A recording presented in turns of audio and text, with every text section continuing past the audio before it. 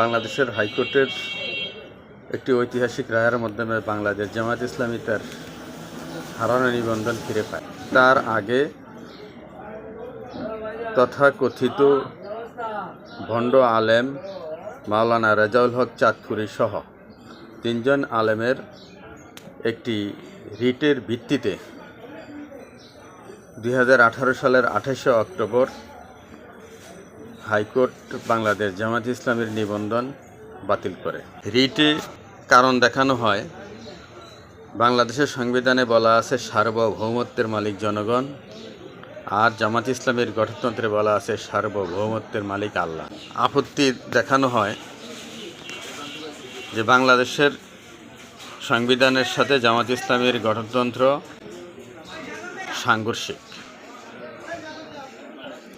তারা বলেন, তাহলে তো বাংলাদেশ জামায়াত ইসলামী বাংলাদেশের সংবিধান মানে না। তো যারা বাংলাদেশের সংবিধান মানে না, তাদের তো নাগরিকত্বই থাকে না, তারা এই দেশে রাজনীতি করে কীভাবে?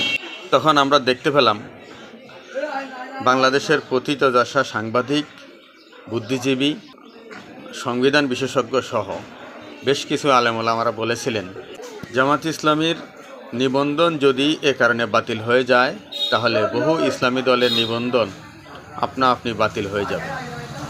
কিন্তু আমরা বিস্ময়ের সাথে লক্ষ্য করেছিলাম, বাংলাদেশ জামায়াত ইসলামী ব্যতীত আর কোনো ইসলামী দলের নিবন্ধন বাতিল হয়নি।